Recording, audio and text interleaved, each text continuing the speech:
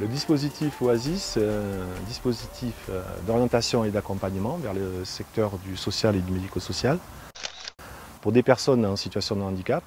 Le centre de formation Erasme s'est positionné pour mettre en œuvre ce dispositif. Nous sommes impliqués depuis longtemps dans la formation et dans l'intégration de personnes en situation de handicap. Cette formation, elle se répartit sur 4 mois, elle se fait en alternance. Je suis en première année de contrat d'apprentissage monitrice éducatrice. J'ai le syndrome d'Escher, c'est une maladie qui associe l'arrêt pigmentaire à la surdité. Sur le long terme, en fait, elle est dégénérative. Cap Emploi, ils m'ont proposé un POI, un parcours d'orientation et d'insertion. C'est à travers le parcours d'orientation et d'insertion que j'ai découvert le dispositif Oasis. Donc j'avais terminé au mois de décembre, il y avait le dispositif au mois de janvier. La première partie, c'était plus la découverte du métier, donc des intervenants ES, ME, AMP, pas mal d'intervenants qui expliquaient un petit peu le cœur du métier. On a étudié un petit peu la psychologie, un petit peu le milieu du handicap et après on s'était dirigé vers l'aspect théorique et l'aspect pratique, donc des stages de 6 semaines dans une institution. Donc moi je me suis positionnée à Levue. On est une maison d'enfants à caractère social, nombre d'enfants accueillis 50 enfants. Les enfants sont placés pour carences éducatives, à 80% par placement judiciaire.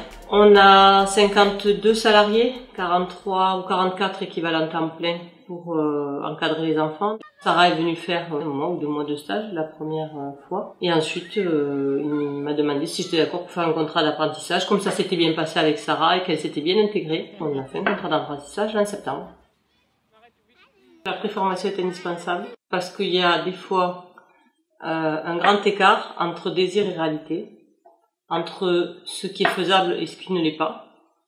Et je pense que le stage permet aussi de se dire, est-ce que je peux faire ce diplôme? Est-ce que je peux être en situation de travail dans telle association, avec telle population? Est-ce que c'est possible pour moi? Je pense qu'on n'aurait pas eu un stage, je suis pas sûre qu'on se serait lancé sur un apprentissage direct.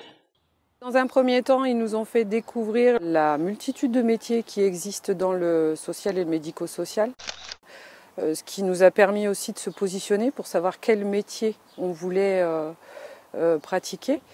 Ensuite, on a eu un stage aussi en immersion, ce qui nous a permis de savoir si on était compatible, malgré notre handicap, à la profession sur le terrain. Et ensuite, la préformation nous a beaucoup aidé aussi pour passer les concours. Je viens de finir un stage là à l'Institut des jeunes aveugles qui s'est très bien passé. J'ai appris beaucoup de choses, j'ai appris des professionnels qui m'ont aidé à comprendre ce métier. Et ça m'a réconforté dans mon projet et c'est grâce à Oasis. J'ai appris à reconnaître mes qualités. J'ai découvert pas mal de choses sur moi. Ça m'a permis d'appréhender la vie différemment et d'avoir plus confiance en moi. C'est comme un petit escalier qui se construit. C'est vrai que je n'avais pas attaqué tout de suite la formation, ça aurait été un peu plus compliqué.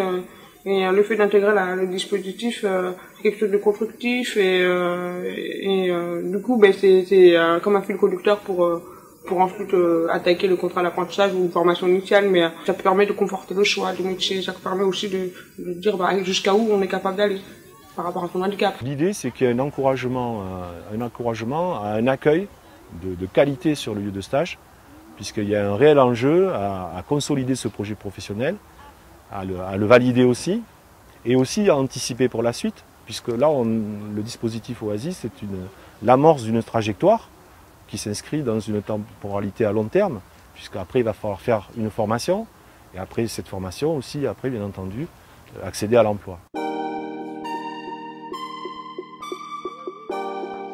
Dans les établissements qui accueillent nos stagiaires, il y a un soutien financier de l'OETH qui permet de vraiment mettre à disposition des professionnels pour qu'ils aient du temps dégagé pour pouvoir accompagner nos stagiaires. Ce qui aurait pu me faire hésiter, c'était le coût. Parce que l'apprentissage, c'est quand même aussi des périodes d'absence. Mais au vu des avantages qu'OETH peut nous apporter, le coût est moindre, donc on a dit OK. Si le salarié a besoin de matériel particulier, ça, ETH le prend en charge pratiquement à 100%. Ensuite, il y a une aide financière et ensuite, il y a une déduction de la taxe handicapée. Ce qui fait que ça couvre pratiquement à 100% le salaire de Sarah et les charges afférentes. Ce qui est important, c'est la mise en place par OTH du dispositif financier. Toutes les démarches administratives, OTH nous accompagne là-dessus, on n'a pas eu de soucis. Dès qu'on a une demande à faire, notre dossier est suivi par une personne en particulier et c'est extrêmement facile d'avoir les renseignements. Moi, je trouve que l'accompagnement est soutenu et efficace.